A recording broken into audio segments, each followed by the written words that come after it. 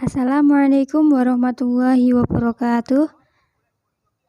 Kami dari kelompok 9 AKS 4B mata kuliah analisis laporan keuangan akan mempresentasikan materi dengan tema rasio aktivitas. Nama anggota kelompok kami yang pertama yaitu Eva Dina Pratiwi, kemudian Lala Elita, dan Risa Faridatul Azma. Poin-poin yang akan kami bahas pada materi ini diantaranya yang pertama pengertian rasio aktivitas, yang kedua tujuan dan manfaat rasio aktivitas, yang ketiga jenis-jenis rasio aktivitas, dan yang keempat yaitu hasil pengukuran. Poin yang pertama yaitu pengertian rasio aktivitas. Rasio aktivitas disebut juga dengan rasio efisiensi. Ratningsih dan Tuti Alawiyah berpendapat mengenai rasio aktivitas, yaitu untuk mengetahui sejauh mana efisiensi perusahaan sehubungan dengan pengelolaan aset perusahaan untuk memperoleh penjualan. Dengan kata lain, rasio ini digunakan untuk mengukur tingkat efisiensi atau efektivitas pemanfaatan sumber daya perusahaan. Semua rasio aktivitas melibatkan semua perbandingan antara tingkat penjualan dan investasi berbagai jenis aktiva. Rasio aktivitas mengukur kemampuan perusahaan untuk mengonversi berbagai akun dalam neraca menjadi uang tunai atau penjualan. Rasio-rasio aktivitas menganggap bahwa terdapat keseimbangan yang layak antara penjualan dan beragam unsur aktiva, seperti persediaan, aktiva tetap, dan aktiva lainnya. Aktiva yang rendah pada tingkat penjualan tertentu akan mengakibatkan semakin besarnya dana kelebihan yang tertanam akan lebih baik bila ditanamkan pada aktiva lain yang lebih produktif. Selanjutnya yaitu tujuan dan manfaat rasio aktivitas. Tujuan rasio aktivitas dalam praktiknya, rasio aktivitas yang digunakan perusahaan memiliki beberapa tujuan yang hendak dicapai. Berikut ini adalah beberapa tujuan yang hendak dicapai perusahaan dari penggunaan rasio aktivitas antara lain. Untuk mengukur berapa lama penagihan piutang selama satu periode. 2. Untuk menghitung dari hari rata-rata penagihan piutang, di mana hasil perhitungan ini menunjukkan jumlah hari piutang tersebut rata-rata tidak dapat ditagih. 3. Untuk menghitung berapa hari rata-rata sediaan tersimpan dalam gudang. 4. Untuk mengukur berapa kali dana yang ditanamkan dalam modal kerja berputar dalam satu periode. 5. Untuk mengukur berapa kali dana yang ditanamkan dalam aktiva tetap berputar dalam satu periode. 6. Untuk mengukur penggunaan semua aktiva perusahaan dibandingkan dengan penjualan. Adapun manfaat rasio aktivitas yaitu 1. Dalam bidang piutang, A. Perusahaan atau manajemen dapat mengetahui berapa lama piutang mampu ditagih selama satu periode. Kemudian, manajemen juga dapat mengetahui berapa kali dana yang ditanam dalam piutang ini berputar dalam satu periode. B. Manajemen dapat mengetahui jumlah hari dalam rata-rata penagihan piutang, sehingga manajemen dapat pula mengetahui jumlah hari berapa hari piutang tersebut rata-rata tidak dapat ditagih. 2. Dalam bidang sediaan, manajemen dapat mengetahui hari rata-rata sediaan tersimpan dalam gudang. Hasil ini dibandingkan dengan target yang telah ditentukan atau rata-rata industri. Kemudian perusahaan dapat pula membandingkan hasil ini dengan pengukuran rasio beberapa periode yang lalu. 3. Dalam bidang modal kerja dan penjualan, manajemen dapat mengetahui berapa kali dana yang ditanamkan dalam modal kerja berputar dalam satu periode, atau dengan kata lain, berapa penjualan yang dapat dicapai oleh setiap modal kerja yang digunakan. 4. Dalam bidang aktiva dan penjualan, A. Manajemen dapat mengetahui berapa kali dana yang ditanamkan dalam aktiva tetap berputar dalam satu periode. B. Manajemen dapat mengetahui penggunaan semua aktiva perusahaan dibandingkan dengan penjualan dalam suatu periode tertentu. Selanjutnya yaitu jenis-jenis rasio aktivitas. Jenis-jenis rasio aktivitas dibagi menjadi 5. Yang pertama yaitu perputaran piutang dan hari-hari penagihan piutang. Yang kedua yaitu perputaran persediaan dan hari-hari penagihan sediaan. Yang ketiga yaitu perputaran modal kerja. Yang keempat perputaran aktiva tetap. Dan yang kelima perputaran aktiva. Jenis rasio yang pertama yaitu perputaran piutang. Perputaran piutang merupakan rasio yang digunakan untuk mengukur beberapa lama penagihan piutang selama satu periode atau berapa kali dana yang ditanam dalam piutang ini berputar dalam satu periode. Cara mencari rasio ini adalah dengan membandingkan antara penjualan kredit dengan rata-rata piutang. Rumus untuk mencari perputaran piutang adalah sebagai berikut. Perputaran piutang sama dengan penjualan kredit dibagi rata-rata piutang, atau perputaran piutang sama dengan penjualan kredit dibagi piutang. Selanjutnya yaitu hari rata-rata penagihan piutang. Bagi bank yang akan memberikan kredit, perlu juga menghitung hari rata-rata penagihan piutang. Hasil penghitungan ini menunjukkan jumlah hari piutang tersebut rata-rata tidak dapat ditagih.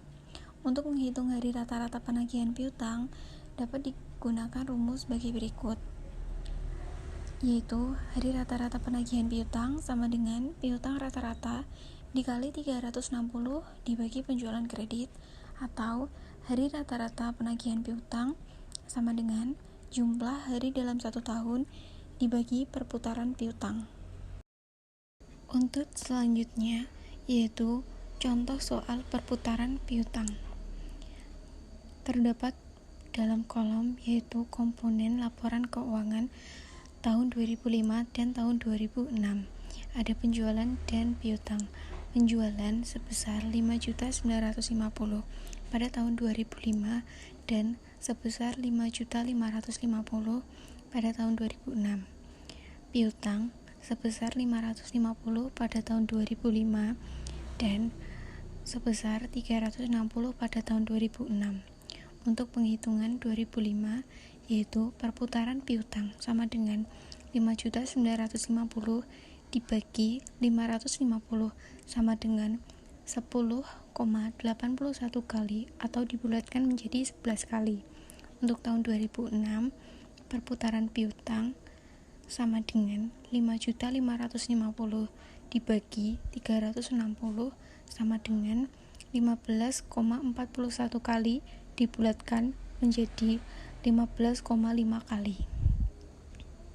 Artinya perputaran piutang untuk tahun 2005 adalah 11 kali dibandingkan penjualan, dan perputaran piutang untuk tahun 2006 adalah 15,5 kali dibandingkan penjualan. Jika rata-rata industri untuk perputaran piutang adalah 15 kali, maka untuk tahun 2005 dapat dikatakan penagihan piutang yang dilakukan manajemen dapat dianggap tidak berhasil. Namun, untuk tahun 2006 dianggap berhasil karena melebihi angka rata-rata industri. Perputaran persediaan. Perputaran persediaan merupakan rasio yang digunakan untuk mengukur berapa kali dana yang ditanam dalam sediaan ini berputar dalam satu periode. Rasio ini dikenal dengan nama rasio perputaran sediaan. Cara menghitung rasio perputaran sediaan dilakukan dengan dua cara. Yang pertama, membandingkan antara harga pokok barang yang dijual dengan nilai sediaan, dan yang kedua, membandingkan antara penjualan nilai sediaan. Rumus untuk mencari perputaran persediaan dapat digunakan dengan dua cara, yaitu menurut James, perputaran persediaan sama dengan harga pokok barang yang dijual dibagi dengan sediaan. Yang kedua, menurut Weston, perputaran persediaan sama dengan penjualan dibagi sediaan. Untuk hari rata-rata penagihan sediaan, untuk penghitungannya yaitu menggunakan cara di rata-rata penagihan sediaan sama dengan persediaan rata-rata dikalikan 360 dibagi HPP, atau hari rata-rata penagihan sediaan sama dengan 360 dibagi perputaran sediaan. Contoh soal perputaran persediaan terdapat dalam kolom komponen laporan keuangan pada tahun 2005 dan 2006. Penjualan sebesar 5.950 pada tahun 2005 dan sebesar 5.550 pada tahun 2006. Sediaan sebesar 250 pada tahun 2005 dan sebesar 310 pada tahun 2006. Untuk penghitungannya, tahun 2005, perputaran persediaan sama dengan 5.950 dibagi 250 sama dengan 23,8 kali atau dibulatkan menjadi 24 kali. Rasio ini menunjukkan 24 kali sediaan barang dengan diganti dalam 1 tahun. Apabila rata-rata industri untuk perputaran persediaan adalah 20 kali, berarti perputaran persediaan lebih baik. Perusahaan tidak menahan sediaan dalam jumlah yang berlebihan. Selanjutnya adalah perputaran modal kerja. Perputaran modal kerja merupakan salah satu rasio untuk mengukur atau menilai keefektifan modal kerja perusahaan selama periode tertentu. Artinya, seberapa banyak modal kerja berputar selama satu periode.